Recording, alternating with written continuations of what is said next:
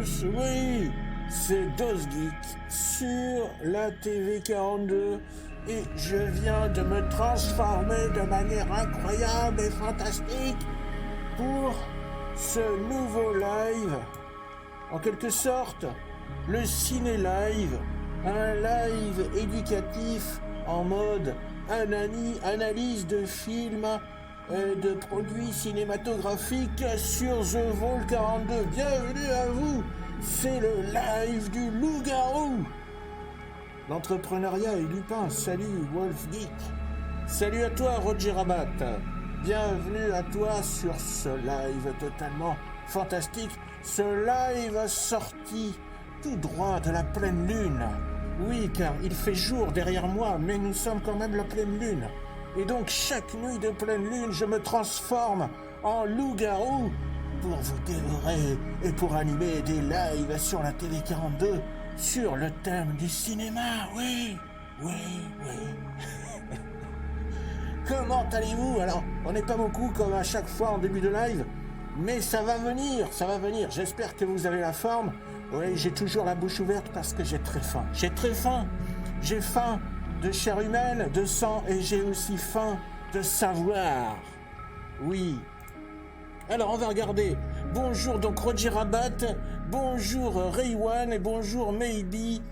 I look out of this window. Ok, c'est cool comme pseudo. Bienvenue à vous sur la TV 42 pour ce nouveau live. Je commence à m'étouffer sous ce masque. Ah oui, j'ai pas dit masque. Non, je suis un vrai loup-garou. Roger Rabat qui nous dit ça va au poil et toi? Au poil. Elle est bonne. Dommage que j'ai pas dans ma boîte de son. Je pourrais mettre des applaudissements. Oh là là, j'ai failli mourir de rire. Non mais franchement, alors, je souhaitais vous expliquer en fait comment ça va se passer. On est toujours en mode live éducatif sur la télé 42 le mercredi après-midi. Ouais, c'est pas mal cette coiffure là. Hop, mais un peu de gel. Et donc, c'est une évolution, le ciné-live, c'est-à-dire que c'est une évolution du live éducatif et en mode cinéma.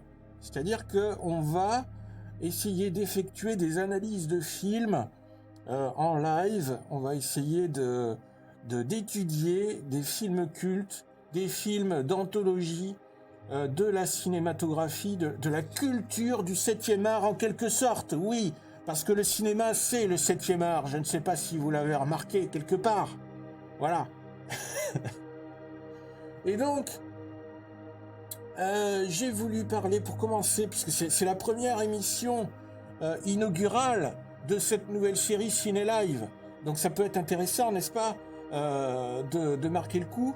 Et donc, voilà, j'avais un masque de loup-garou à disposition, donc pourquoi ne pas l'utiliser pour célébrer cette première de cette nouvelle série Ciné Live, avec notamment le film Le Loup-garou de Londres, en anglais American Werewolf in London. Yeah.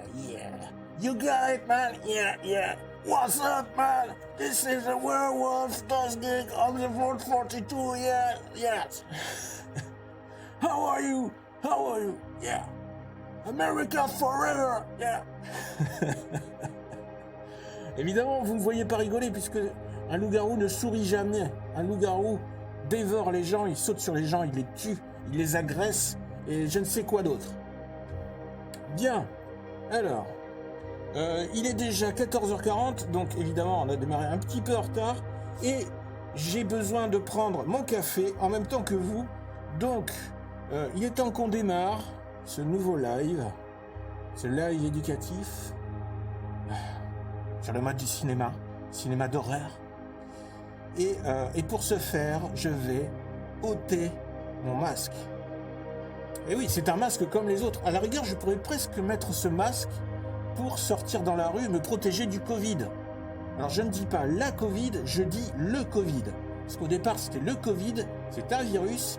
Et les histoires qu'on nous a sorties pour dire la Covid parce que c'est une maladie, pas rien à foutre. C'est le Covid. Moi, je reste sur le Covid. C'est les vrais mecs qui restent sur le Covid. Les vrais mâles. Oui. Bon. Alors, hop. Bas les masques pour cette fois-ci pour ce live. Et après, je le remettrai pour sortir, aller chercher mon pain. Comment allez-vous, les amis?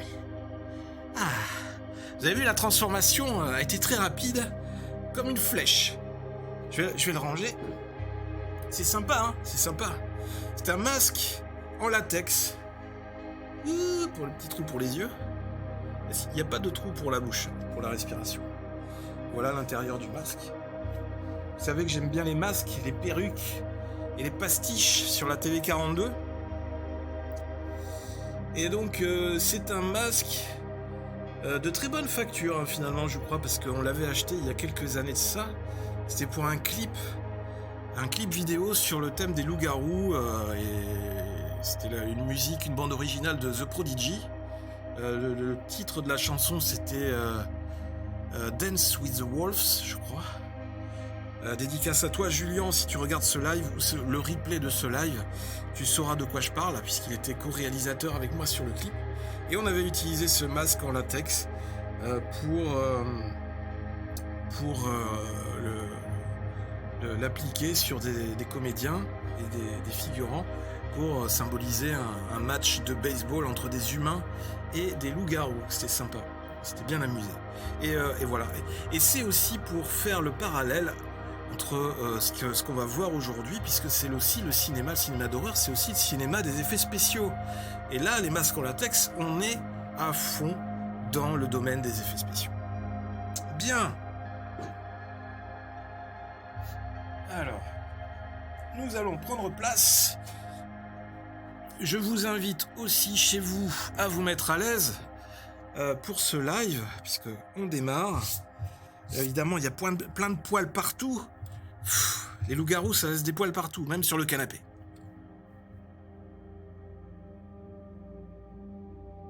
Donc je vous invite à prendre le café en ma compagnie. Et si vous êtes prêts, on va partir au quart de tour sur un live éducatif en mode analyse de film, en mode cinéma, même cinématographique presque, cinématographiquement vôtre, oui.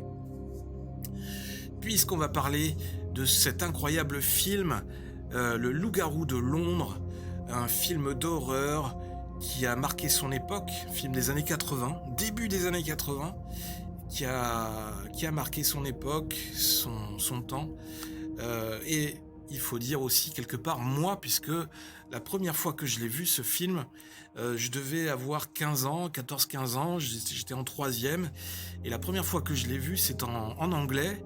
J'étais en Angleterre chez mon correspondant anglais. Et donc la sortie familiale au cinéma a permis de découvrir ce film pour la première fois au cinéma en anglais pour moi. Et il faut dire que ça m'a marqué. J'ai trouvé ça déjà très bien pour l'époque, et après, quelque part, l'actualité, l'histoire du cinéma a confirmé que j'étais dans le vrai, puisque c'est un film qui a eu des Oscars, qui a été couronné de succès, et c'est devenu un film culte, un film référence dans le cinéma, dans le monde du cinéma, et de manière générale dans le genre horreur fantastique. Ok ? Allez, on est parti. Hop. On va faire ça. Toc. Si vous êtes prêts. Sympa, hein, le petit logo, le nouveau logo Ciné Live. Ça fait penser cinéma, popcorn, tout ça, c'est cool. Alors, on va faire ça. Toc. Toc. Normalement, c'est bon. Et hop. Voilà. Normalement, vous devez avoir l'écran, l'affiche. C'est une sorte d'affiche dérivé du film Loup-garou de Londres, un film qui date de 1981. American Werewolf in London. N'hésitez pas à me dire dans le chat si le son, si la musique de fond, la musique d'ambiance est trop forte ou pas assez, histoire de bien se mettre dans l'ambiance. Alors vous allez voir, on va essayer de couvrir l'ensemble de l'univers de ce film, les coulisses, comment il a été réalisé, etc. Enfin voilà, jusqu'à la sortie et bien après, en quoi il a marqué le monde du cinéma. Allez, c'est parti. Hop, on va faire ça. Toc. Et n'hésitez pas à poser des questions en cours de route si vous avez des doutes ou si vous avez des interrogations au sujet du film. Alors, donc on parle aujourd'hui du Loup-garou de Londres, un film réalisé en 1981, enfin sorti en salle en 1980, sorti le 4 novembre 1981, une production anglo-américaine qui de durée à peu près 1h37. Le titre original en anglais était An American Werewolf in London, donc ce qui suggère qu'il s'agit d'un touriste américain ou d'un citoyen américain en voyage de tourisme en Angleterre, et donc il se fait mordre par un loup-garou et donc il se fait contaminer et qui reçoit la malédiction du loup-garou. Un film d'horreur, je dirais plutôt horreur fantastique, à mi-chemin entre les deux, parce que vous allez voir, il y a différents genres qui sont mélangés dans ce film, dans cette production. Un film de John Landis, réalisateur américain, célèbre réalisateur américain, et on va creuser le sujet, on va essayer de découvrir un peu mieux le personnage. Avec donc une direction de la photographie réalisée par Robert Painter et une musique assez exceptionnelle aussi qui a contribué au succès du film, une musique composée par Elmer Bernstein. Donc une coproduction anglo-américaine, on a dit, Polygram Filmed Entertainment et Lycanthrope, qui est la boîte de production créée par John Landis pour l'occasion pour faire ce film. Et distribué par Universal Pictures, évidemment. Alors, au niveau des interprètes, donc on va aller voir en images, on a pour le rôle principal, enfin les deux rôles principaux, on a David Naughton, qui joue David Kessler, et Griffin Dunne, qui joue Jack Goodman, et qui sont les deux protagonistes qui vont être attaqués en premier par le loup-garou. Et ensuite, on a l'actrice du film, Jenny Agutter, qui joue l'infirmière Alex Price. Allez. Maintenant, rentrons dans le vif du sujet. Donc, le synopsis du film. Donc là, vous avez déjà un aperçu. C'était une des premières affiches du film, affiche officielle.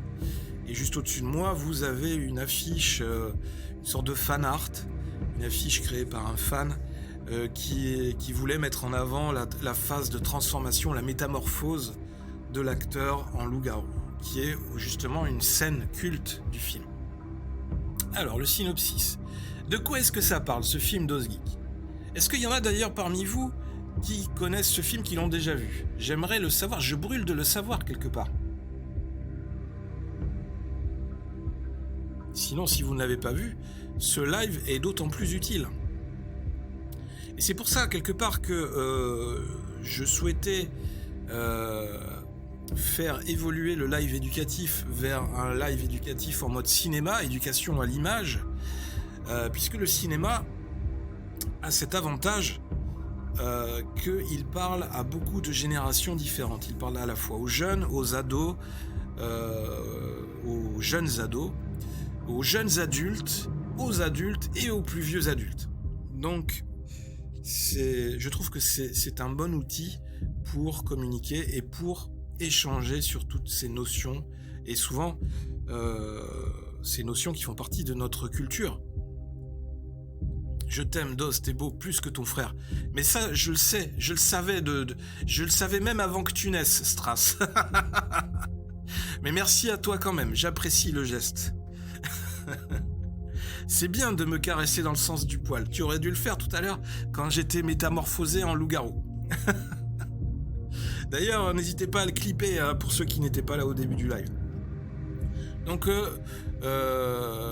oui, qu'est-ce que je disais ? Je parlais du film, du cinéma, du ciné-live, l'éducation à l'image. Et quelque part, pourquoi j'ai eu envie de faire ce live, de faire évoluer le live éducatif dans ce genre-là ? Parce que j'ai toujours eu la nostalgie de cette émission qui passait sur la 3 à l'époque de ma jeunesse, la fameuse émission qui s'appelait La Dernière Séance, qui était animée par Eddie Mitchell, l'incroyable Eddie Mitchell, à la fois chanteur, les chaussettes noires, je crois, chanteur français de l'époque de Johnny et des autres chanteurs de l'époque, qui était aussi un excellent animateur de cette émission, qui était un grand passionné. Il est toujours un grand passionné de cinéma, puisqu'il n'est pas mort, hein, il est toujours parmi nous. Je voudrais pas lui porter la poisse. Mais c'est un grand passionné de cinéma, et il a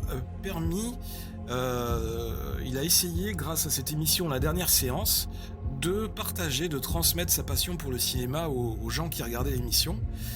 Ça passait tous les mardis soirs, je crois, sur la 3, et moi je fais partie de ces gens à qui il a transmis cette passion pour le cinéma, puisque je regardais ça étant petit, et aujourd'hui, voilà, j'aimerais bien prolonger un peu son action.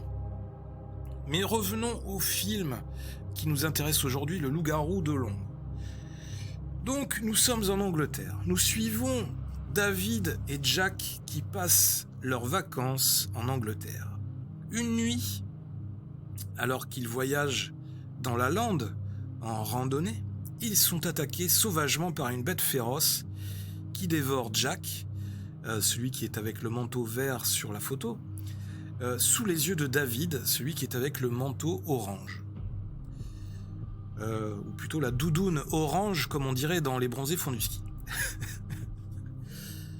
Celui-ci, c'est-à-dire David, se réveille ensuite à l'hôpital et va tomber amoureux d'une jeune infirmière. Leur amour naissant va cependant être contrarié par les horribles cauchemars que fait David, des cauchemars prémonitoires d'horreur à venir. Et oui, puisque malgré le fait qu'il ait survécu à cette attaque de cette créature étrange dans la lande, créature qu'ils ont eu du mal à voir, à identifier, puisque ce qu'il faisait noir, c'était l'obscurité. Il s'agit en fait d'un loup-garou, et malgré le fait qu'il ait survécu, il a hérité de cette malédiction du loup-garou, et il va apprendre très rapidement qu'il fait l'objet chaque nuit de pleine lune d'une phase de transformation très douloureuse, très longue, une transformation en loup-garou, et donc que quand l'être humain laisse place à la bête, celle-ci va se déchaîner complètement dans les rues de Londres et provoquer ou engendrer de nouvelles victimes dans un spectacle totalement horrible et effrayant.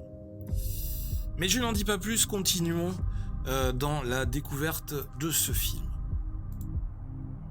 Alors, on parlait de John Landis, évidemment, le réalisateur de ce film incroyable.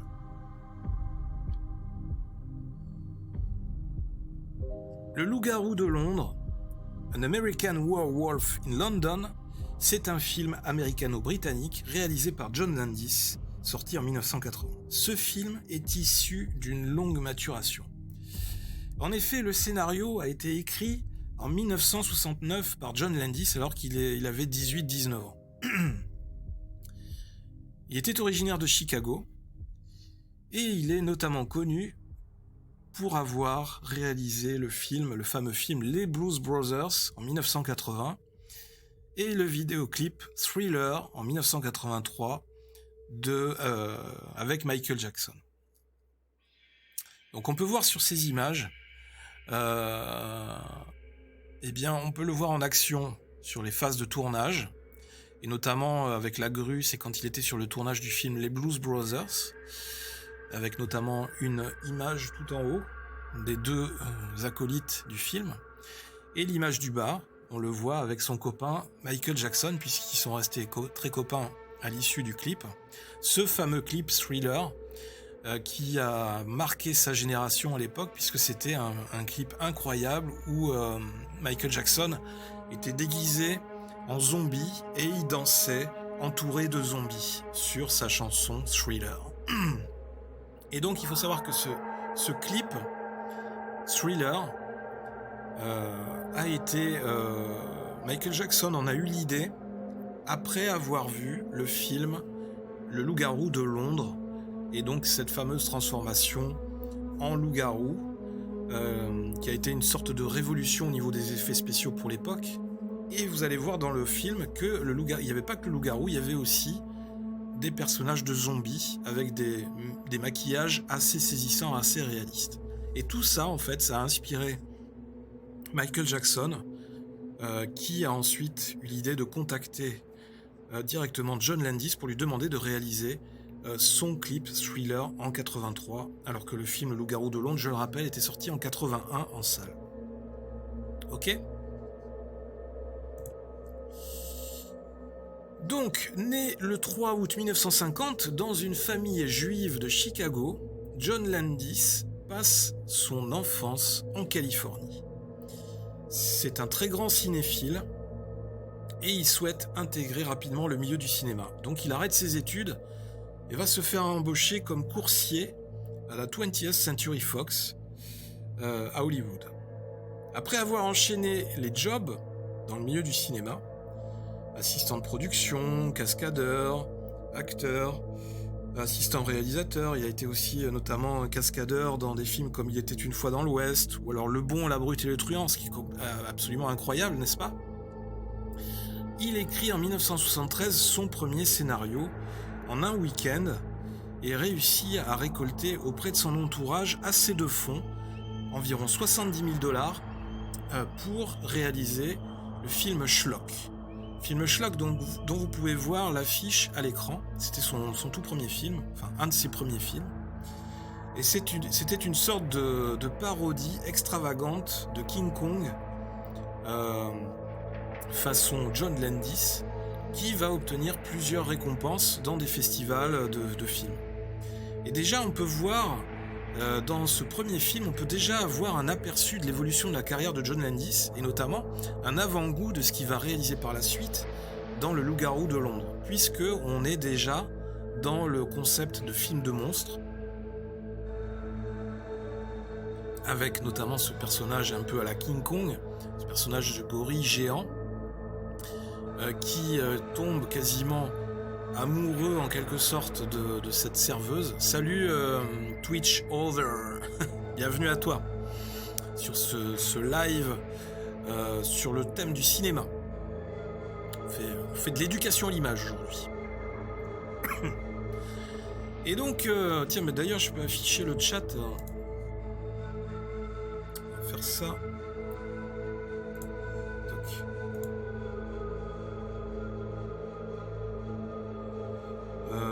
Voilà, c'est bon. Ok, super. Ça vous intéresse le cinéma au moins que je parle pas dans le vide? Attention, un nouveau survivant aux portes de l'abri. Twitch over, merci. Twitch is over now. Twitch over, il a mis tout le monde d'accord. Follow la chaîne right now, ok? Ça marche. Ah, j'ai un appel, disons. Alors, très bonne qualité, oui, bien sûr. Ça marche, c'est cool. Merci à toi, merci pour le follow encore. Et on continue. Je vais le 2005e follower sur la chaîne. C'est très cool. Donc on parlait de ce film, Schlock, un des premiers films de John Landis sorti en 1973 et qui était déjà en quelque sorte un avant-goût du film Le Loup-garou de Londres, où en fait ça a permis à John Landis de faire ses armes et d'explorer en quelque sorte le terrain, d'explorer tous ces outils qui étaient à sa disposition. Et on voit déjà dans ce film qu'il était déjà très fan des effets spéciaux, des maquillages, des costumes et de tout cet univers autour des monstres et tout ça. Bien. Alors ensuite, en 1977, Landis va réaliser la comédie à sketch Hamburger Film Sandwich, qui va aussi avoir pas mal de succès et qui va l'aider dans sa carrière.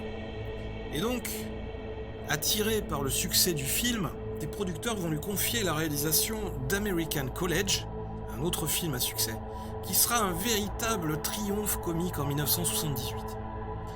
Et suite à ça, suite à ces deux films, John Landis va s'attaquer ensuite au blockbuster Les Blues Brothers, qui va permettre de de révéler à l'écran, de révéler au public des acteurs comme Dan Aykroyd ou encore John Belushi.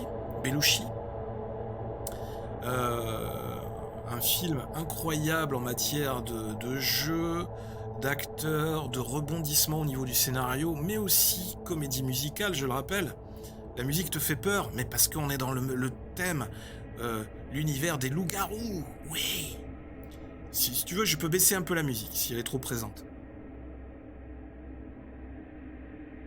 Et donc, les Blues Brothers, un film sorti en 1978, on peut voir sur ces images quelques photos du tournage de ce film. Et donc John Landis quand il était jeune, c'est le barbu avec les lunettes. Je disais un film incroyable en matière de danse, de mise en scène, de musique. La bande son, la bande musicale est exceptionnelle. Et donc un film que je vous recommande si vous ne l'avez pas vu. C'est aussi un film que j'ai vu très jeune. Et donc fan de comédie musicale, Landis va offrir ici, à travers ce film, va offrir aux spectateurs un hommage couronné de succès à la musique et à la danse, en quelque sorte. Ce qui nous amène à des succès comme Le Loup-garou de Londres, qu'il avait écrit, je le rappelle, à 19 ans. Et donc Le Loup-garou de Londres va sortir en 81, et le film va vraiment connaître un vrai succès. Il va être récompensé par un Oscar pour ses maquillages, réalisés par Rick Baker. Et un film d'horreur qui va frapper les esprits pour sa célèbre scène de transformation en loup-garou. Pour tous, c'est dans ce film qu'il va affirmer sa personnalité et surtout son style de réalisateur. Va venir ensuite... Alors on va faire un tour d'horizon très rapide au niveau de sa filmographie, notamment les films essentiels de la carrière de John Landis pour arriver à bien situer le réalisateur, ses créations, etc., etc. Donc après Le Loup-garou de Londres en 80, on va avoir en 83 Un fauteuil pour deux, avec toujours Dan Aykroyd, mais aussi Eddie Murphy, titre en anglais Trading Places. Donc un film qui réunit deux de ses acteurs fétiches. Dan Aykroyd, qui est d'ailleurs le principal acteur fétiche de John Landis, puisqu'on le retrouve dans plusieurs de ses films. C'est une sorte de satire de l'affairisme qui sera aussi un grand succès, j'imagine que vous avez dû le voir aussi. Et donc la même année, en 83, évidemment on en a parlé tout à l'heure, il va réaliser le célèbre clip de Michael Jackson, Thriller. Pardon, j'ai mis des postillons sur la caméra. Le plus long clip de l'époque, et aussi qui a battu un record en tant que record de la cassette du making-of la plus vendue dans le monde, puisque c'était une sorte de making-of des effets spéciaux sur le tournage de ce clip incroyable où Michael Jackson danse entouré de zombies. Et ce film, il faut savoir que ce film va vraiment, un peu comme le film Le Loup-garou de Londres qui va marquer son époque en matière d'effets spéciaux, le clip de Thriller en 83 va aussi marquer un tournant dans l'histoire du vidéoclip, à la fois par sa mise en scène, par son univers, son genre et aussi par ses effets spéciaux. Et évidemment, qui est aux manettes, qui est derrière tout ça, tous ces succès? John Landis et son équipe, et Rick Baker, évidemment. Voilà, il n'y a pas de hasard quelque part, il n'y a pas de hasard. Rien n'arrive comme ça à tomber du ciel, non. Il y a eu plein de choses qui sont arrivées avant et qui ont permis toutes ces coïncidences, tous ces succès. Voilà, tout s'explique quelque part. Et donc, dans les années 80, il va enchaîner les projets et réaliser, notamment en 85, Série noire pour une nuit blanche avec Michelle Pfeiffer et aussi Drôle d'espion avec encore Dan Aykroyd. Puis en 86, il va réaliser le film Trois Amigos avec Steve Martin. Et, il va aussi mener un projet sur la vie du forain Phineas Taylor Barnum. Mais les studios de production, frileux après plusieurs petits échecs d'autres films, vont préférer y mettre fin. Et donc vont l'aiguiller à nouveau, le faire revenir sur des films un peu plus classique et un peu plus dans le style de ce qu'il avait fait avant, ses grands succès, et notamment l'encourager à refaire un film avec Eddie Murphy, qui est alors au sommet de sa gloire, et donc ce qui va donner naissance à un film comme Un prince à New York en 88, ou Coming to America, qui va permettre à John Landis de renouer avec le succès. Et ensuite en 94, Le flic de Beverly Hills 3, toujours avec Eddie Murphy. Et évidemment, entre-temps, John Landis va retrouver Michael Jackson pour un nouveau clip en 91, le clip Black or White, dont on peut voir une image juste au-dessus, où il va faire connaître une nouvelle technique des effets spéciaux. Encore une fois, il va essayer d'innover. C'est fou à quel point ce réalisateur est à l'origine de plein d'innovations techniques en matière d'effets spéciaux, en matière de cinéma, en matière de prise de vue, puisque cette fois-ci, ça va être une innovation au niveau de la technique du morphing. Vous vous souvenez peut-être de ce clip Black or White de Michael Jackson, où en fait, à un moment donné, il y a une succession de visages, de bustes comme ça, comme on peut voir sur la photo, de chanteurs de différentes nationalités, de différents pays, pour essayer d'avoir une mixité au niveau des races, puisque c'était le concept du clip Black or White.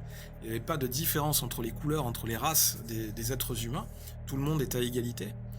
Et en fait, ils ont voulu rebondir là-dessus grâce à cette technique de morphing qui permettait de passer d'un comédien face caméra à un autre qui chantait les paroles de la chanson. Et en fait, la transition entre les deux plans, entre les deux visages, était réalisée par un morphing réalisé de manière numérique. Et donc, c'est le clip Black or White qui a inauguré cette technique du morphing pour la première fois dans le milieu audiovisuel et aussi notamment cinématographique, puisque c'est une technique qui a ensuite été reprise dans des films comme Terminator 2, Le Jugement Dernier. Vous savez, quand il y a le T-1000 qui se transforme en Terminator métal liquide, quand il passe de son aspect humain au Terminator métal liquide et inversement. Là aussi, c'est du morphing. Donc, comme quoi, John Landis et ses équipes d'effets spéciaux, dans leur processus créatif, ont souvent été à l'origine de beaucoup de nouvelles techniques, enfin de techniques encore d'effets spéciaux qu'on utilise encore aujourd'hui. Donc tout ça, c'est vraiment très intéressant. J'espère que vous en avez vraiment conscience dans ce chat en regardant ce live. Et puis surtout, restez attentifs, parce que à la fin du live, on va faire un petit jeu. On va poser quelques questions. Bien, alors...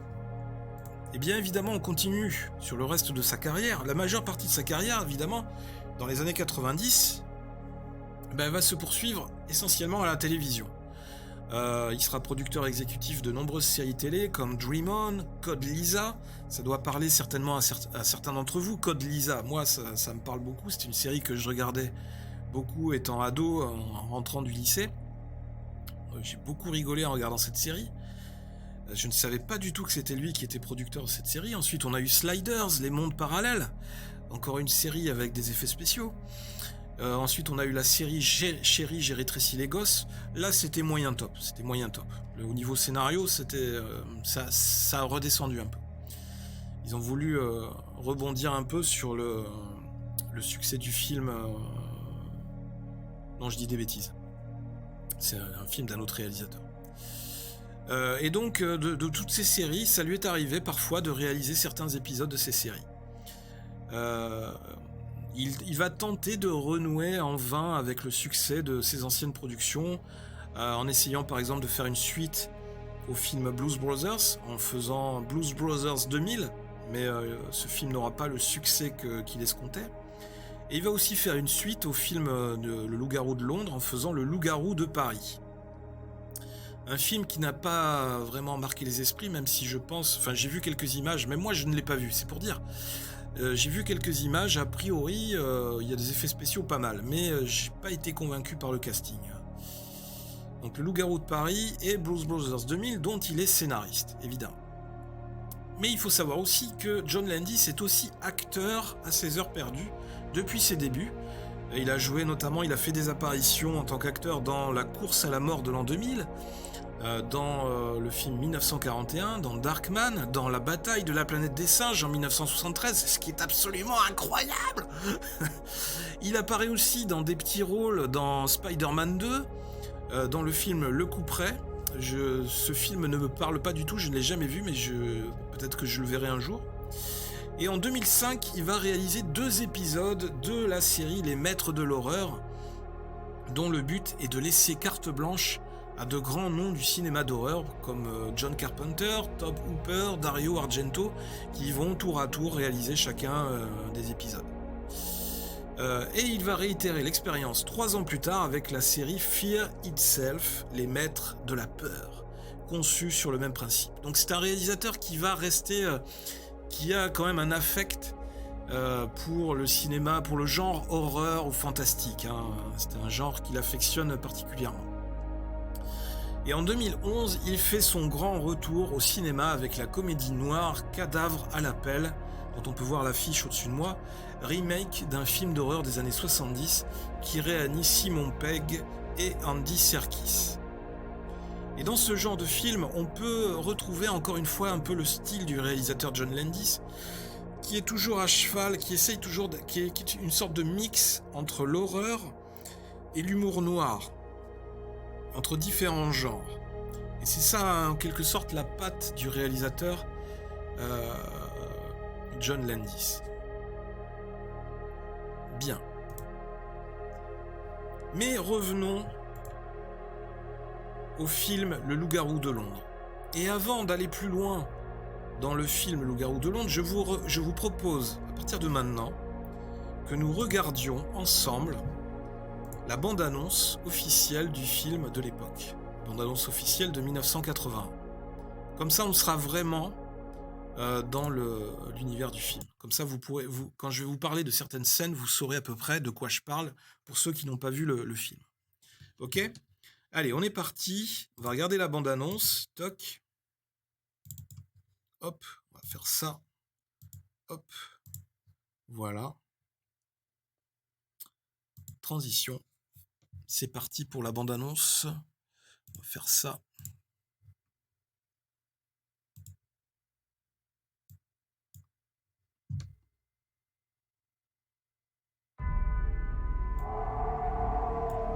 Did you hear that?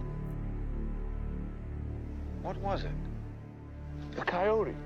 There aren't any coyotes in England. What happened to them? Well, the police report said they were attacked by an escaped lunatic. Must have been a very powerful man. Jack and I were not attacked by a man. It's an animal. A wolf. Did he say a wolf? Yes, I believe he did. Did you get a good look at the man who attacked you? Doctor, my memory is fine. It's my sanity I'm beginning to worry about. You've never had bad dreams before? Well, sure, as a kid, but never so real, never so weird. I'm going to look into your eyes.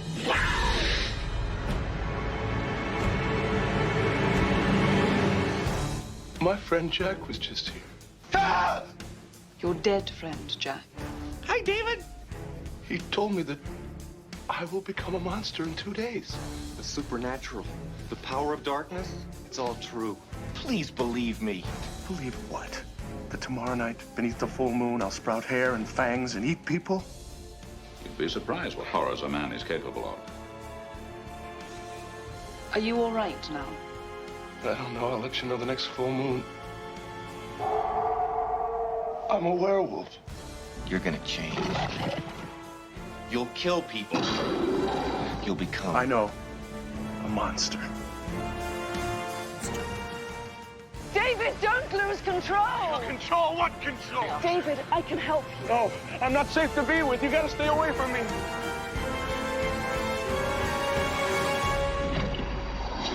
Run! Ça doit faire mal. Ça doit faire mal tout ça. and everybody dies in it. It's very bloody.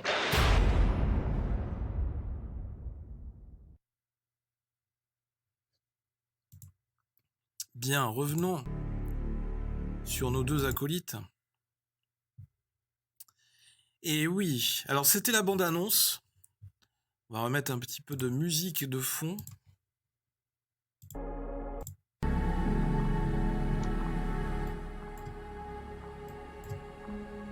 Voilà, je reviens sur le film. C'était la bande-annonce de American Werewolf in London, le loup-garou de Londres. Donc on peut voir les deux protagonistes qui se promènent, qui partent en randonnée dans la lande, qui font du tourisme et qui sont attaqués par cette créature étrange qui va être à l'origine de cette malédiction du loup-garou. Donc vous avez pu voir certains plans, quand on va parler sur ce live, certains plans du film qui sont très intéressants au niveau technique, qui permettent de raconter l'histoire, de développer le scénario écrit par John Landis. Bien, alors on va revenir à notre déroulé. Voilà.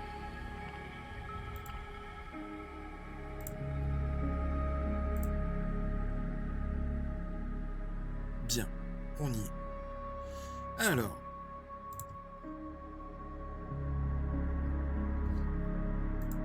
là, on est bon, ok. Donc dans ce film, Le loup-garou de Londres, John Landis y mêle habilement comédie et horreur. Et ça explique le bon accueil critique comme public, enfin, un accueil critique comme l'accueil reçu par le public. Un excellent accueil, c'est un film qui va avoir énormément de succès, un succès critique et un succès public. Comme on l'a dit, c'est un film qui a connu une suite en 1997, Le loup-garou de Paris, mais réalisé par un autre réalisateur, Anthony Waller, mais produit par John Landis. À cette occasion, John Landis va se contenter d'écrire le scénario. Et sur le film Le loup-garou de Londres, il faut savoir que c'est Rick Baker qu'on peut voir au milieu, là, au milieu entouré de ces monstres, ces créatures, ces créations, qui a remporté l'Oscar des meilleurs maquillages pour le film Le loup-garou de Londres. Et bien que le film ait été tourné en 1980, le scénario avait été écrit en 1969, je le rappelle, par John Landis.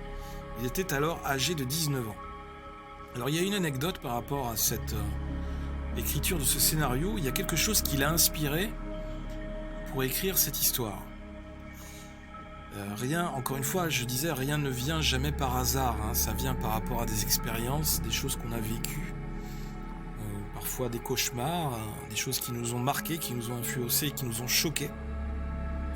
Et donc John Landis, il a expliqué dans une interview que pour ce scénario, il s'était inspiré d'un fait divers lors d'un de ses voyages. Notamment en 1969, il était en Yougoslavie.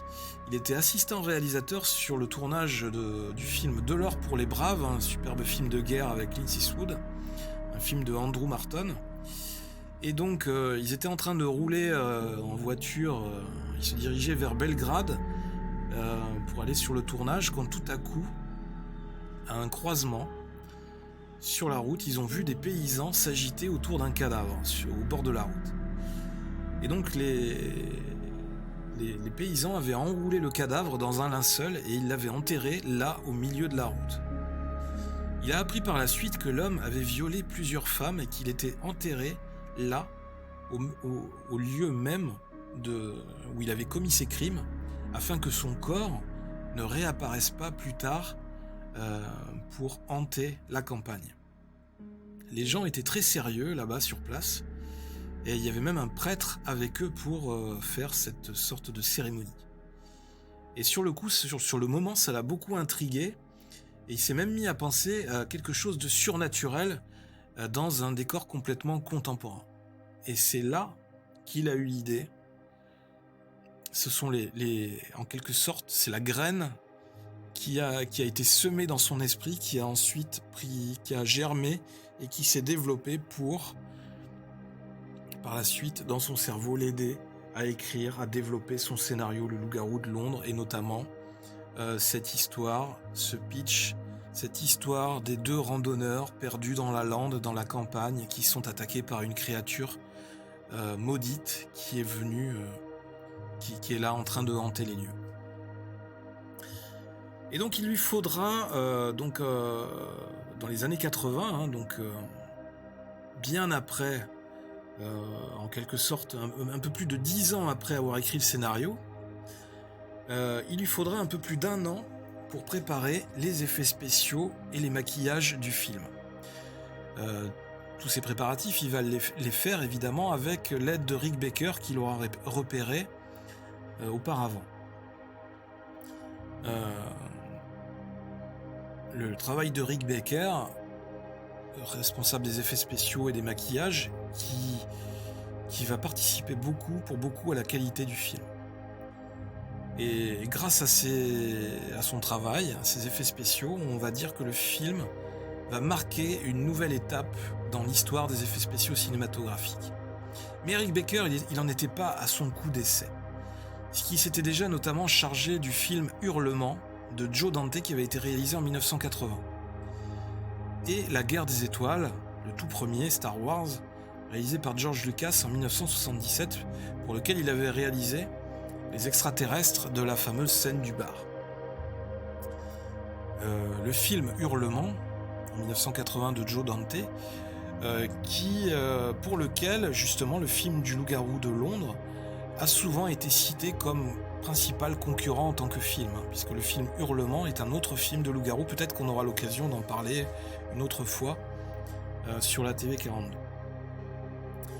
Et donc par la suite, Rick Baker, responsable des effets spéciaux, il va s'occuper aussi de films comme Vidéodrome de David Cronenberg en 1983, de Batman Forever de Joel Schumacher en 1995, de Men in Black de Barry Sonnenfeld en 1997, et aussi du film La planète des singes, version plus récente, film de Tim Burton en 2001. Et donc, c'est, comme on le disait, c'est en voyant le film Le Loup-garou de Londres, et notamment la séquence de transformation en loup-garou, que Michael Jackson, qui est littéralement impressionné par les effets spéciaux, va faire appel à John Landis pour réaliser le clip Thriller, toujours dans le même style. Ce qui nous amène au tournage. Le tournage. Alors il faut savoir que pour réaliser ce film fantastique, ce film d'horreur, John Landis, il a réussi à réunir à peu près 10 millions de dollars.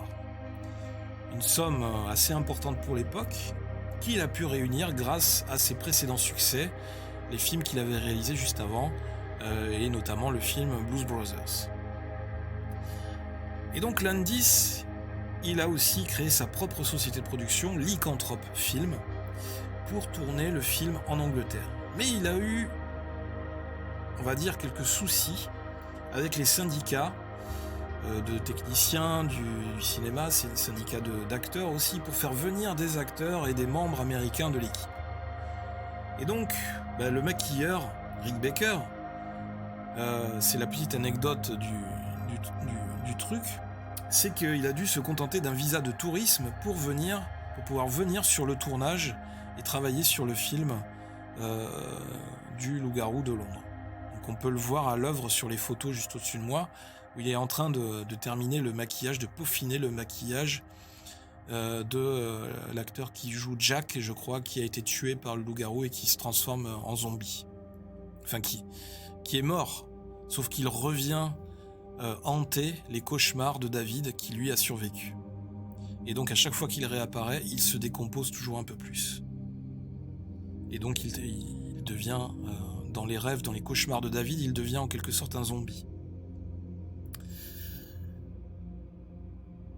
La première transformation de David en loup-garou, qui a nécessité 1 semaine de tournage, reste un des moments mythiques du cinéma d'horreur. Et Rick Baker, évidemment, va y gagner un Oscar et un statut quasi légendaire dans le domaine des effets spéciaux. Le premier fan du travail de Rick Baker, ça a été en quelque sorte John Landis, qui, quand il a vu les premiers résultats de ses préparatifs avant le film, il a décidé de l'embaucher, de l'engager pour travailler sur le film. Et en fait, il a été pris à son propre jeu, c'est-à-dire que quand il a vu de quoi Rick Baker était capable, et tout ce qui était possible en matière d'effets spéciaux, en matière de maquillage, en matière d'animatronique, John Landis, il a décidé, évidemment, au moment du tournage, il a décidé de montrer bien plus d'images, de plans du loup-garou qu'il ne le souhaitait au départ. Parce que, évidemment, au départ, il souhaitait un peu plus être dans la suggestion, montrer beaucoup moins de plans. Mais par contre, sur la phase de transformation, on peut dire qu'ils se sont lâchés complètement. Alors on va revenir un peu sur les atouts du film. Les atouts du film, ses principaux atouts, pourquoi c'est un film qui a eu beaucoup de succès. Eh bien, c'est le film de loup-garou pratiquement à égalité avec l'autre film de loup-garou, Hurlement, qui était sorti 1 an avant. Les maquillages, on l'a dit, sont très réussis, ainsi que la bête, et la scène de transformation en loup-garou criante de vérité. Mais avec un grand maître des maquillages comme Rick Baker, on ne peut être complètement surpris. La réussite du film, elle réside aussi et surtout dans un savant mélange entre humour noir, qui est présent pendant tout le film, et des moments d'horreur, des moments de fantastique, mais aussi des moments de romance. Et c'est pas si souvent que ça qu'on trouve ce mélange entre horreur et humour, ou humour noir, dans le cinéma. C'est un exercice difficile qui est très peu pratiqué par les réalisateurs, parce que c'est un peu casse-gueule, c'est assez risqué, et on peut retrouver ce genre dans certains films et certains réalisateurs comme par exemple Mel Brooks ou encore Roman Polanski dans le film comme le Bal des vampires.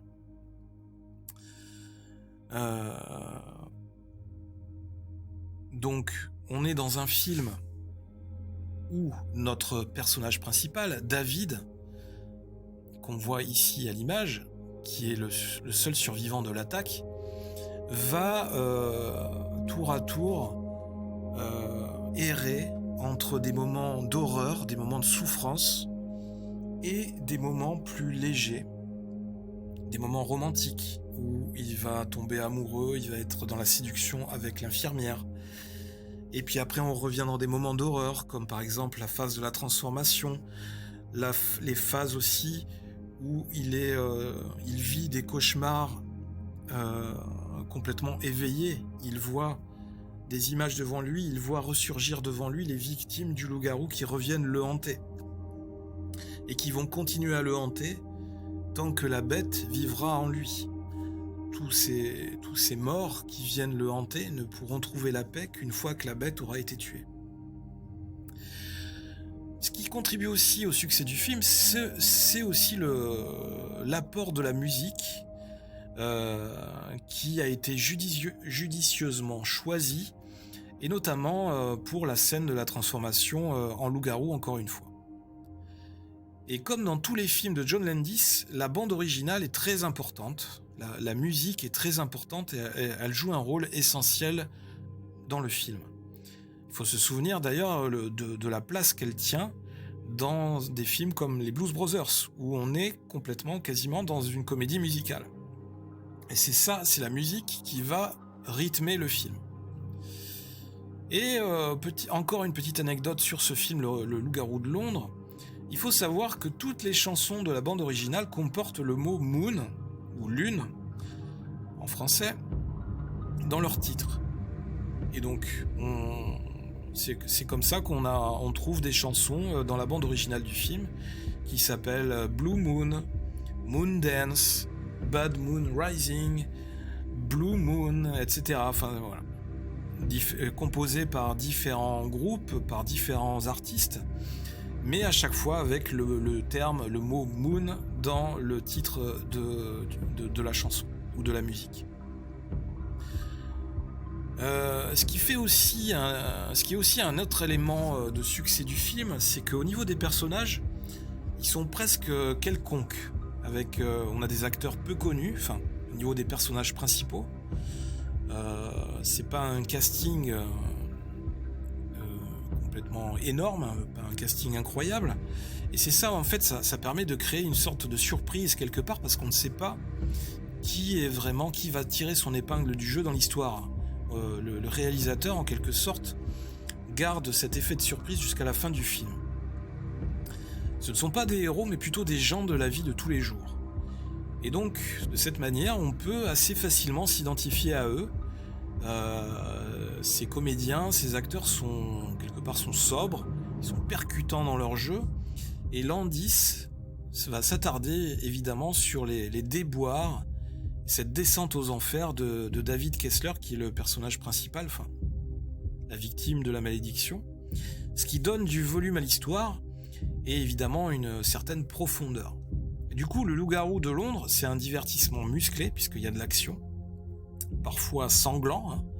Il faut quand même avoir l'estomac un peu accroché, parce qu'il y a certaines scènes assez violentes, mais qui introduit aussi quelques moments assez excentriques et surprenants. C'est peut-être ça aussi la clé du succès, c'est de savoir surprendre le spectateur. Et notamment, il y a un moment assez surprenant, assez intriguant, c'est cette fameuse scène de la conversation au cinéma où David se retrouve dans une séance, en pleine séance de cinéma, dans un cinéma pornographique, en train de regarder un film un peu olé olé, dans une salle sombre, et où il est en train de parler, d'échanger avec les fantômes de ses victimes. Donc c'est assez perturbant quelque part. C'est perturbant, c'est drôle, c'est étrange. On ne sait pas trop comment réagir par rapport à cette scène, mais c'est une scène assez inédite au cinéma. Donc quoi qu'il en soit, à l'issue du film, on passe quand même un moment assez fort, avec évidemment quelques classiques du genre, et puis aussi il faut dire que l'histoire d'amour tragique est assez sympathique à suivre. La narration du film peut paraître parfois assez déconcertante, elle en reste du moins très originale, malgré le fait que sur la fin, il y a une impression de fin bâclée qui laisse un petit arrière-goût de déception dans la bouche. On a l'impression que le film finit un peu vite. Mais quand on voit le déroulé du film avec le recul, on se dit, quelque part, ça ne pouvait pas en être autrement. Et donc, notamment vers la fin du film, on a peut-être une sorte de confusion entre désordre et précipitation, puisque tout s'enchaîne à vitesse grand V. Évidemment, tous les protagonistes, les forces de l'ordre essayent de pourchasser la bête pour la tuer, pour la mettre à mort. Et même le personnage principal essaie lui aussi de se suicider pour mettre un terme à sa torture, puisqu'il est en permanence divisé entre son besoin de survivre ou son questionnement sur la nécessité de survivre, mais aussi le fait que quand il se transforme en loup-garou ou en bête, il perd totalement le contrôle. Et donc, automatiquement, il devient complice des actes meurtriers de la bête. Et c'est peut-être en quelque part le seul défaut du film, c'est-à-dire que il finit un peu vite et que la fin est un petit peu précipitée, un petit peu faite à la va-vite, quelque part. Mais il faut avouer que faire une bonne fin pour un film, ça reste quand même très difficile de manière générale. Et ça n'est pas lié que à John Landis. Tous les réalisateurs de manière générale ont toujours beaucoup de difficultés pour soigner la fin du film, pour faire vraiment une fin très, très intéressante, une fin propre, une fin digne de ce nom. Bien. Maintenant, je vous propose que nous passions à quelques séquences du film, quelques séquences clés, quelques plans clés, de manière à décortiquer le film et à essayer de comprendre pourquoi tel ou tel plan et les parallèles, les symboliques que le réalisateur a voulu transmettre en réalisant le film, et notamment avec le début du film. Donc ça se lit un peu comme une BD, de la gauche vers la droite et de haut en bas. Donc la première vignette, le film s'ouvre sur la vue d'une lande anglaise, donc quelque part, donc plan très large, paysage, une vraie image de carte postale. Plan suivant, on se rapproche un peu plus, et la profondeur de champ nous permet de voir approcher une camionnette. Vous voyez qu'on est dans une ambiance déjà assez sombre, et les seules lueurs qu'on a à l'écran, c'est peut-être la lueur du soleil qui est à peine voilée, qui est derrière les nuages, qui est difficile, qui peine à percer, et on a les deux petites lumières de la camionnette dans l'obscurité de la lande qui peinent à éclairer la scène, qui permettent de repérer juste à peine, de manière timide, cette fameuse camionnette perdue dans l'immensité de la lande. Et quelque part, ça fait penser, ces deux points jaunes, c'est très rigolo, ça fait penser aux deux yeux perçants de la bête dans l'ombre. Plan suivant, on se rapproche encore plus de ce qui nous intéresse, donc on se rapproche encore plus de la camionnette. Cette fois-ci, on est dans la remorque. Et donc, on voit les deux jeunes gens qui descendent de la camionnette dans laquelle ils ont voyagé avec des moutons. Et là, encore une fois, très intéressant, on peut voir le parallèle qui est fait entre les deux jeunes et les moutons qui sont dans la remorque avec eux. Est-ce que le réalisateur veut dire, par cette image, par ce plan, que, tels les moutons, les deux jeunes gens sont les prochaines victimes à venir? Plan suivant, je pense que le doute est levé. On a un nouveau signe, un nouveau message du réalisateur qui cette fois nous met encore plus sur la voie, avec ce panneau, cette enseigne très symbolique du pub dans lequel les jeunes gens vont aller se réfugier pour aller boire un coup, peut-être boire un café chaud. On retrouve le parallèle avec les moutons que l'on conduit à l'abattoir, avec l'enseigne du pub dans lequel ils se rendent pour s'abriter. L'enseigne arbore la tête d'un loup qui est sur une pique, et le titre du pub s'appelle The Slaughtered Lamb. Je crois que ça veut dire en anglais le mouton massacré. D'ailleurs, je vais vérifier. Je voudrais pas dire de bêtises. Sur un traducteur en ligne.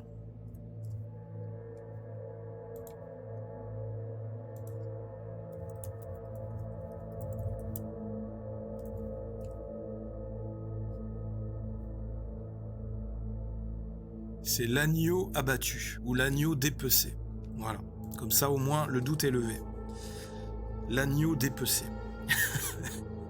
C'est très... ça veut tout dire. Donc, je ne sais pas vous, mais moi, je vois un pub avec une enseigne comme ça. J'aurais un petit doute avant d'entrer. Plan suivant. Donc, les deux jeunes sont rentrés dans le pub.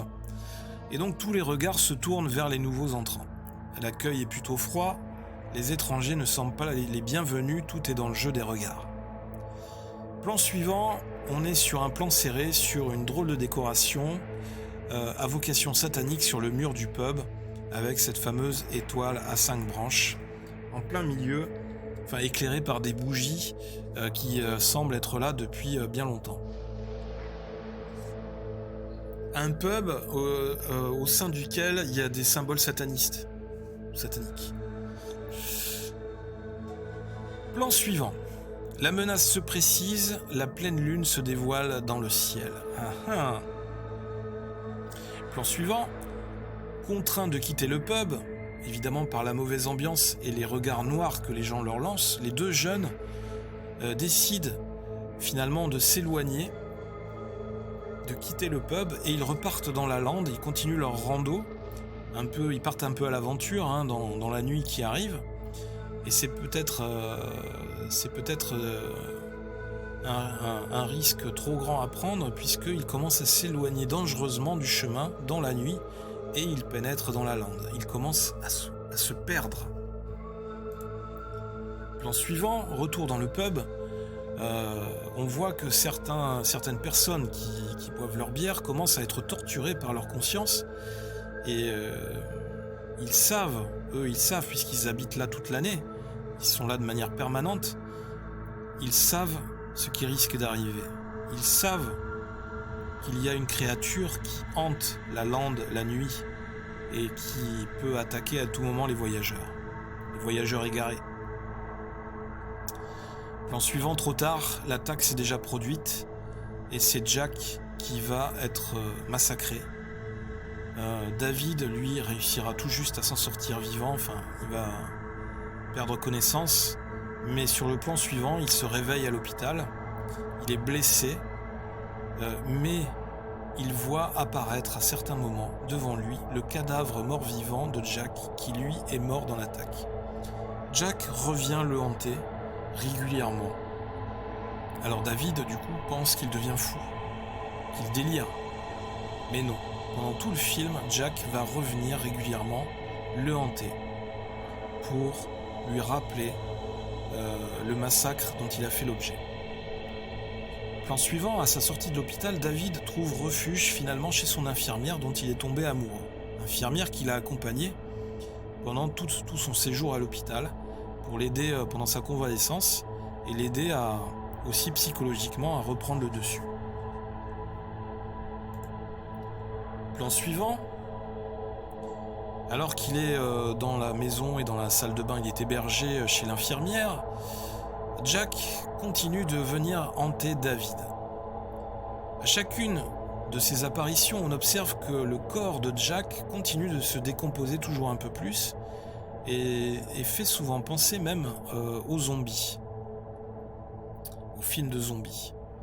On voit là tout le travail de maquillage et d'effets spéciaux de Rick Baker. Plan suivant, donc retour dans la lande avec un plan d'une voiture dans la lande qui est sur la route.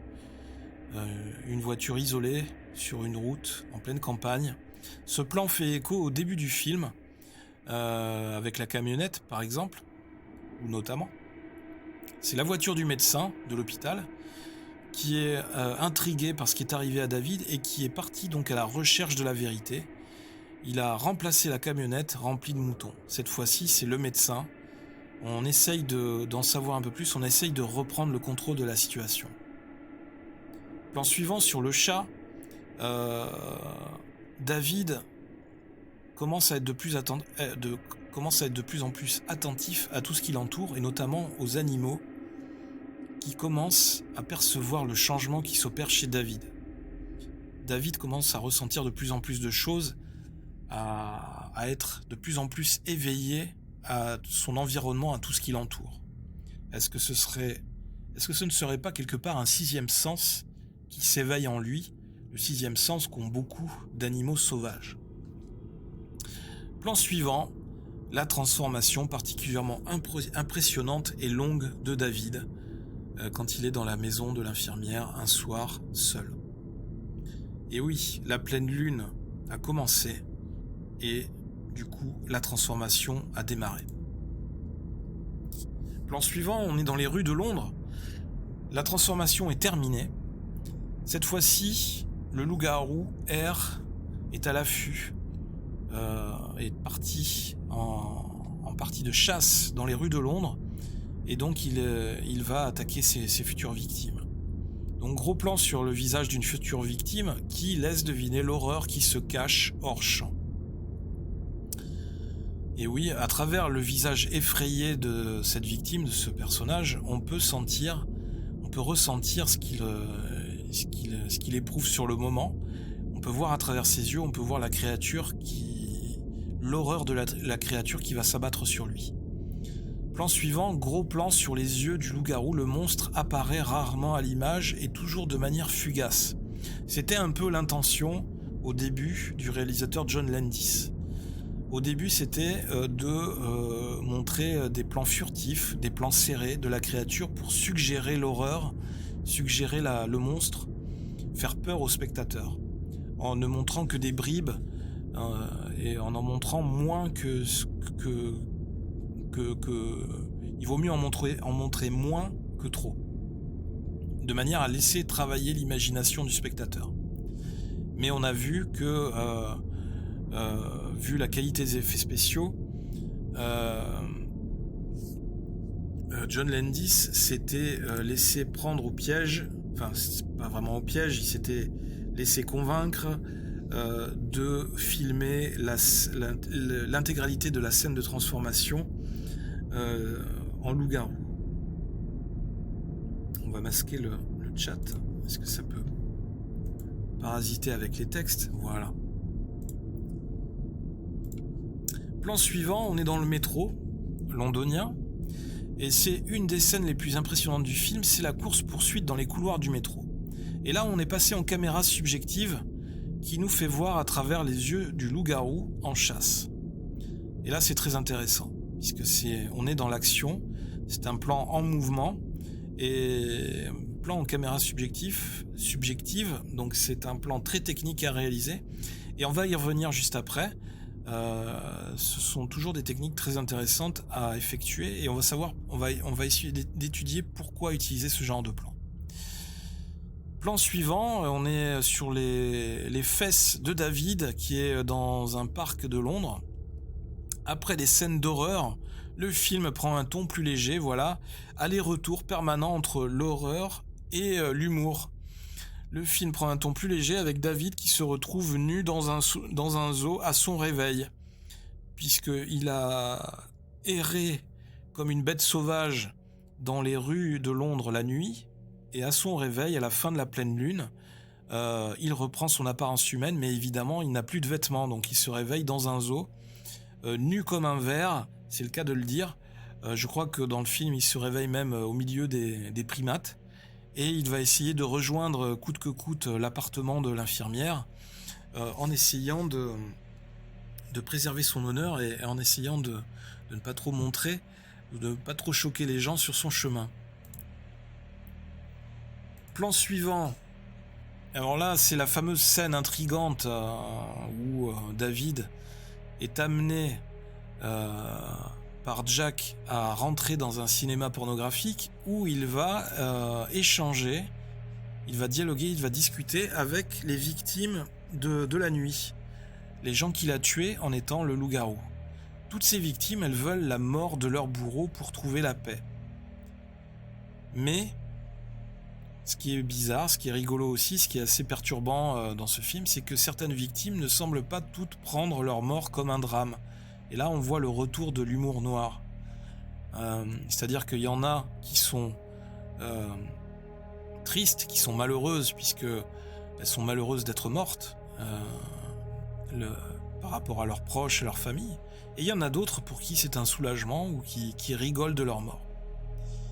Et enfin, le dernier plan, un plan de fin, le plan du dénouement, puisque le dénouement a lieu dans les rues de Londres, où on voit l'infirmière qui essaye de parler avec David.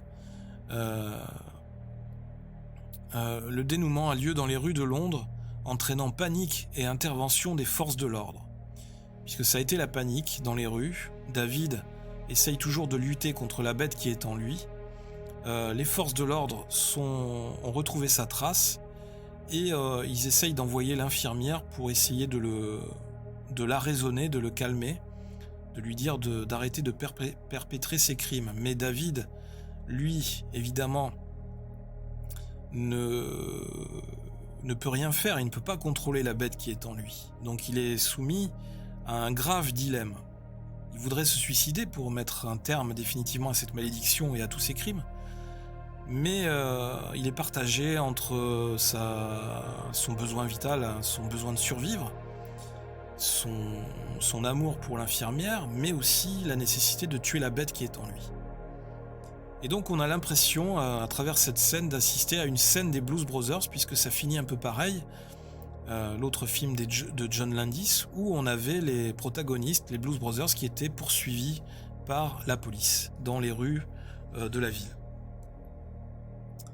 Voilà, mais je ne vous dirai pas toute la fin du film, je ne voudrais pas spoiler pour ceux qui n'ont pas vu le film.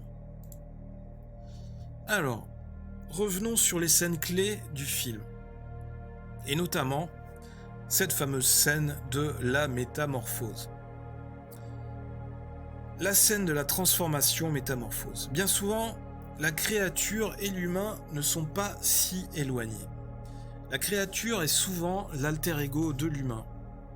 Elle pousse aux extrêmes des traits physiques ou de caractère déjà présents chez l'humain. Et donc pour certains individus, la métamorphose elle est voulue et contrôlée. Il s'agit d'un pouvoir qui permet à l'humain de se surpasser et d'obtenir d'autres capacités. Mais pour d'autres humains, la transformation, des fois, elle est accidentelle. Et donc elle est rejetée. Et on est dans ce cas-là. Elle apparaît comme une malédiction. Elle se produit à la suite d'une erreur scientifique, comme dans Hulk, ou alors dans les différentes adaptations de l'étrange cas du Dr Jekyll et Mr Hyde, ou alors des fois c'est le résultat d'une contamination dans le cas des vampires, voire des loups-garous. Donc dans ces cas-là, l'humain, transformé en créature, devient généralement un danger pour ses proches, ne se reconnaissant plus... Merde, excusez-moi. J'ai dit un gros mot. Oh. Attendez, je reviens, hop. Voilà la métamorphose.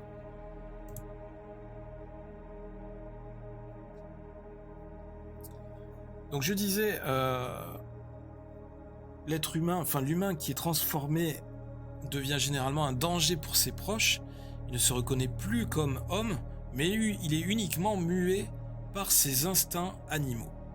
Et donc la créature, elle apparaît comme le rejet de l'humanité, comme son opposé.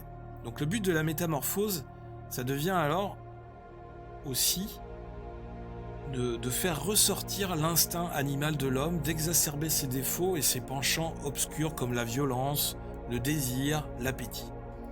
Et cette différence, elle change non seulement le message véhiculé dans le film, mais aussi la façon dont va être filmée la métamorphose.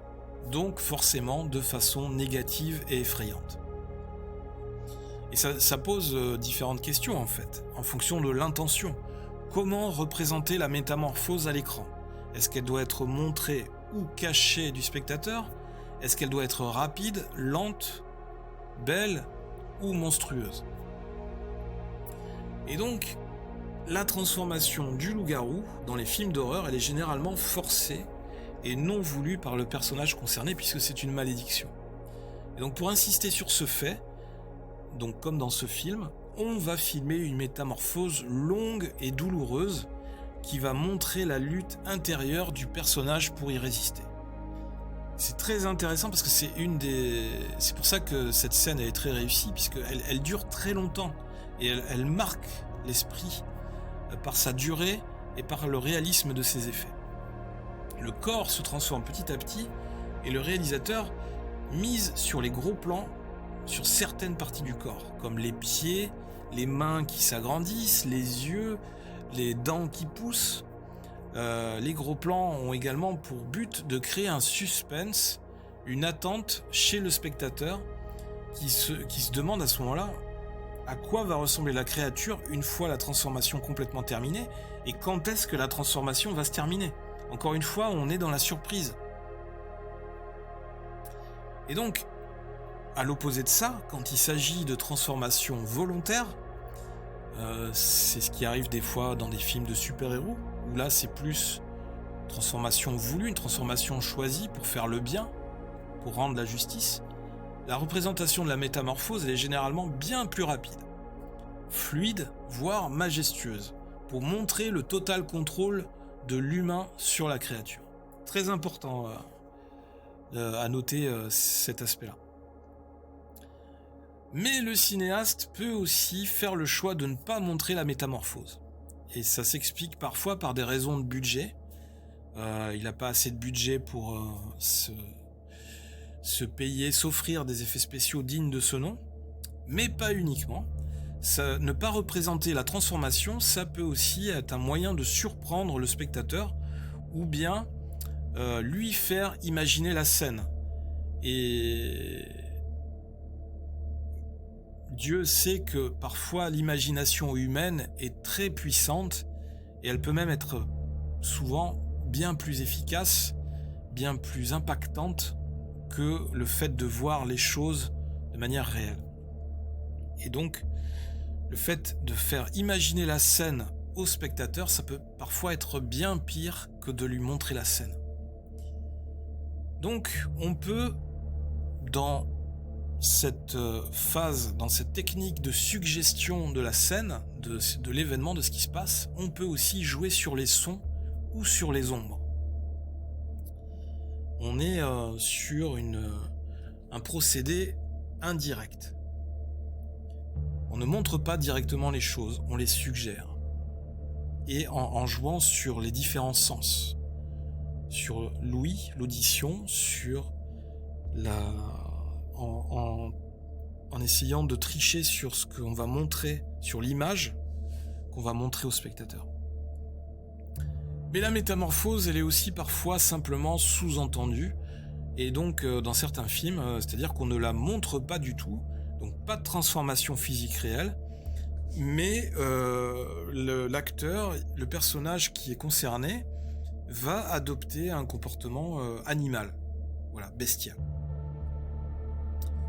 Et donc je dois dire que dans ce genre de technique, le réalisateur a intérêt à être très bon, excellent, pour que la technique réussisse, parce que moi personnellement, ce genre de suggestion, de technique où c'est sous-entendu, où le comédien, l'acteur joue un comportement bestial alors qu'il a l'apparence humaine, en général sur moi ça ne fonctionne pas beaucoup. J'ai besoin quand même d'un minimum de réaliste, ou alors de faire travailler mon imagination. Et ensuite, une autre scène clé du film, c'est cette fameuse scène de la poursuite dans le métro, qui est aussi un élément important du film qui a contribué à son succès.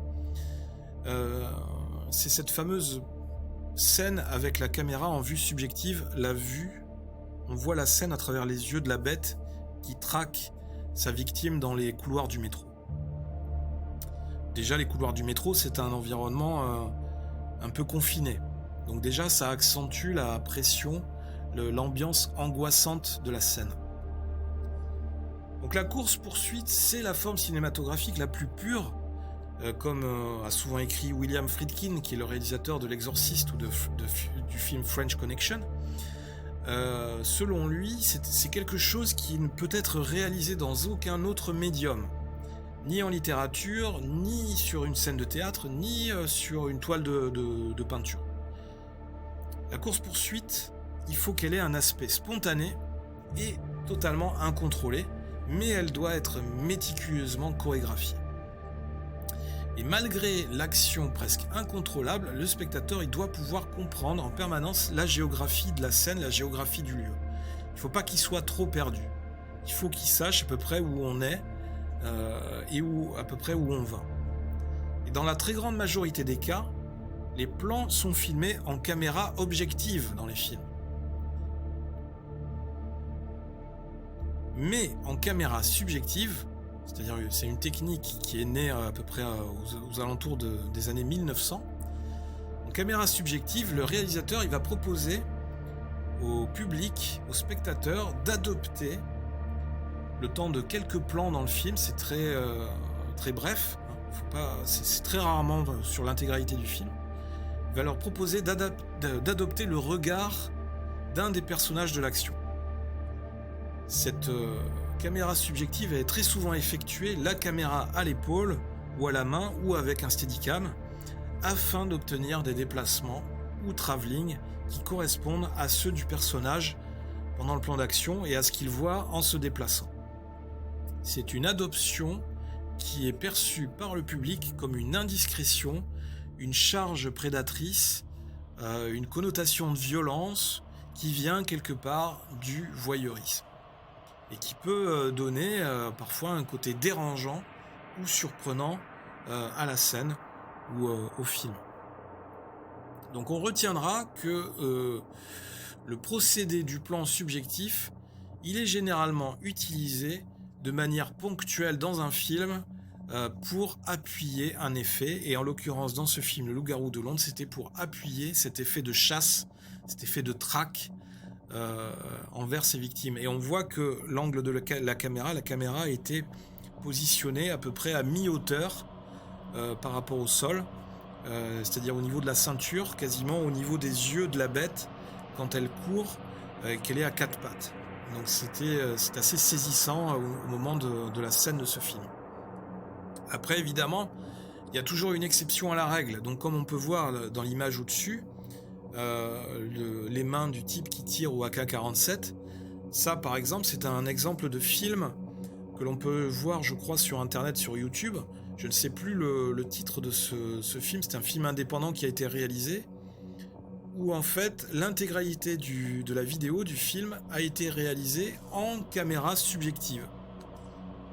Donc c'est très rare, mais voilà un exemple de film qui a été réalisé en totalité en vue subjective, et on suit les aventures de ce personnage au fur et à mesure des couloirs, et ça c'est une technique c'est un procédé, enfin je veux dire, l'exploit autour de ce film est absolument incroyable, puisque je disais que ce genre de plan doit être très préparé. Il y a une chorégraphie qui doit être suivie à la lettre. On a un itinéraire qui est établi au préalable. On sait par où on doit passer. Automatiquement, plus le plan est long, plus il y a de choses à préparer. Donc ce sont des plans très techniques et qui demandent beaucoup de travail en amont, beaucoup de travail de préparation. Et quand on imagine qu'un film comme celui qui est au-dessus, qui est intégralement en vue subjective, par exemple pendant 1 heure, 1 heure et demie, voire 2 heures, ça veut dire que le travail de préparation de tout l'itinéraire, avec toutes les interactions avec les cascadeurs, avec les acteurs, les effets pyrotechniques, etc., tout autour, pendant toute la durée du film, c'est un travail énorme de préparation pour que tout soit bien calé au niveau du timing, des interactions, des effets, etc. Donc ce sont des plans souvent très compliqués à mettre en œuvre, mais quand c'est réussi, c'est assez impressionnant, et ce sont des plans avec beaucoup d'impact. Bien. Donc pour résumer, Le Loup-garou de Londres, ce qu'il faut garder à l'esprit par rapport à ce film. C'est un film de John Landis réalisé en 1981 qui présente la particularité de mêler comédie, horreur et romance. Un exercice très difficile, mais qui, lorsque la technique est maîtrisée, en constitue son atout majeur. On a une bande-son très originale et travaillée pour coller parfaitement avec l'ambiance du film réalisé par Elmer Bernstein. Et on a vu que tous les titres étaient intitulés, toutes les chansons, les musiques étaient intitulées avec au moins le mot Moon à chaque fois dans le titre. Ensuite, c'est un film avec des effets spéciaux et des maquillages très réalistes et réussis par Rick Baker, qui a remporté l'Oscar des meilleurs maquillages pour ce film et qui est par la suite devenu une légende dans son domaine.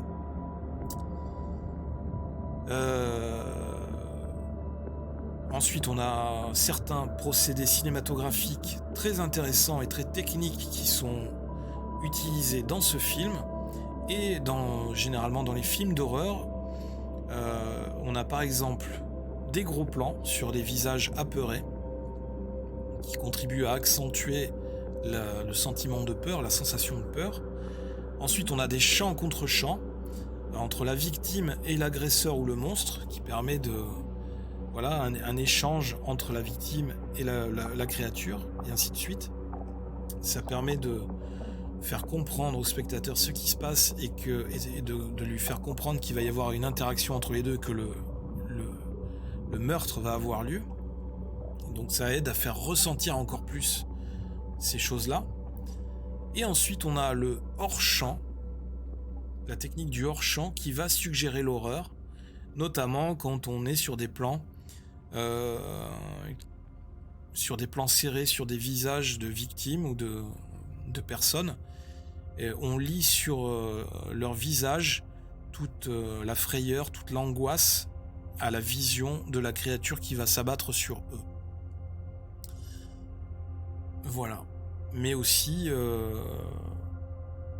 le hors-champ, ça peut être aussi la vue en caméra subjective, c'est-à-dire on voit à travers les yeux de la bête. La bête n'est pas à l'image, c'est-à-dire qu'elle est hors-champ, mais c'est un plan qui va suggérer l'horreur également, puisque, comme on a vu dans la scène de chasse dans le métro, c'est un plan de traque. Donc la créature, on suggère que la créature, la bête, est en train de traquer une victime. Et donc ce plan d'action est très impressionnant et donc suggère aussi l'horreur par son intensité. Bien. C'est la fin de cette review, cette analyse du film Le Loup-garou de Londres. Et pour ponctuer ce petit moment sympathique, je vous propose tous ensemble de participer, même si on n'est pas très nombreux cet après-midi, je vous propose qu'on participe à ce petit jeu que je vous ai préparé. Voilà, le but du jeu, ça va être d'attribuer les titres des films à leurs affiches. Donc on a 8 films, 8 affiches de films sur le thème du loup-garou. Et donc à droite, vous avez les 8 titres de films qui doivent correspondre. Donc je vais vous laisser quelques secondes pour essayer d'associer les titres de films à leurs affiches respectives et on verra à la fin les résultats. Donc on a le film Hurlement, on a ensuite Wolf, ensuite on a La fille du loup-garou, ensuite on a Wolfen, ensuite on a Le loup-garou de Londres, ensuite on a La nuit du loup-garou, Teen Wolf ou The Wolf Man. Donc je vous laisse quelques secondes pour essayer de trouver à quel titre correspondent les affiches.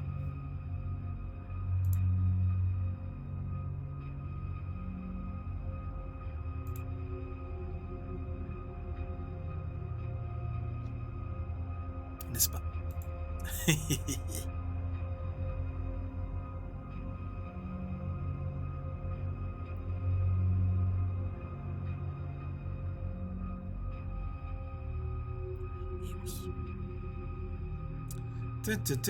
Des affiches très sympathiques hein, d'ailleurs. Je n'ai pas vu tous les films hein, pour vous rassurer. Je crois que je n'en ai même pas vu la moitié.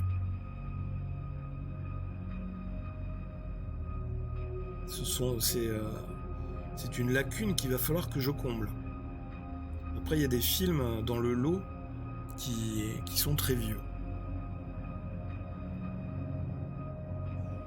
Donc je vais vous donner les réponses, les résultats. Comme ça, on saura effectivement quel film correspond à quelle affiche. Allez, c'est parti. Les résultats tombent. Donc, effectivement, on commence. Numéro 1, il s'agit de l'affiche The Wolfman. Très vieux film. Où, avec déjà des métamorphoses un peu assez aléatoires, avec des maquillages très improbables. On voit sur l'affiche déjà, on a un aperçu du personnage transformé en loup-garou qui a gardé un peu son aspect humain, mais il a juste pris beaucoup de poils sur le visage. Ensuite, on a le 2, c'est La fille du loup-garou. Numéro 3, c'est La nuit du loup-garou. Numéro 4, un film qui a été un nanar hein, dans le genre, c'est Teen Wolf avec comment il s'appelle, Marty McFly. Ah, j'ai perdu son nom. Attendez, je vais essayer de le retrouver. Comment il s'appelait?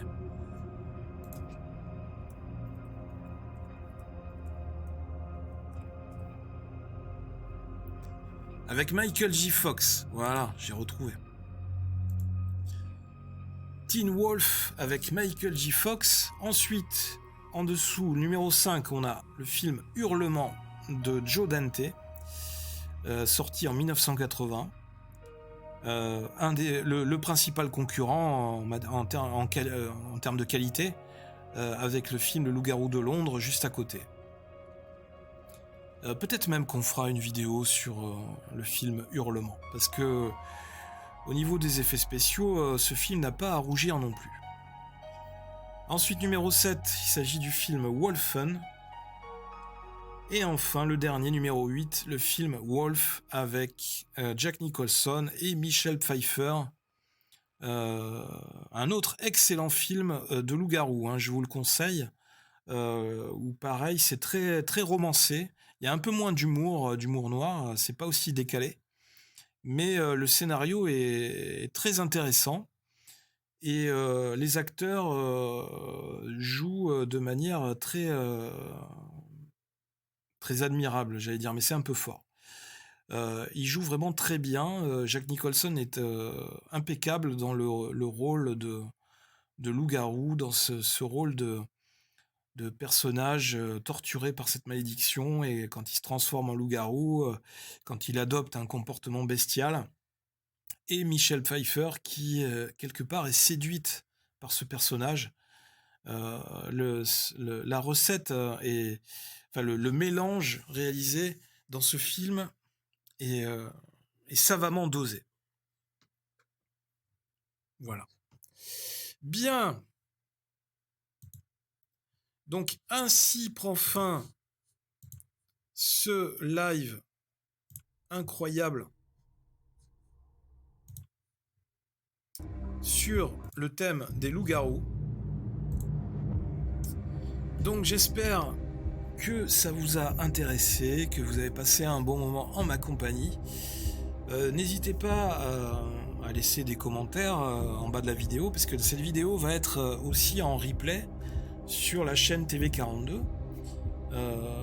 Donc n'hésitez pas à laisser vos réactions en ligne autour de cette vidéo. C'était la toute première vidéo, le tout premier live, ciné-live, autour de l'analyse de films, autour du domaine du cinéma. Donc j'espère que ça vous a permis d'apprendre beaucoup de choses, de découvrir en tout cas ce film, si vous ne l'avez jamais vu.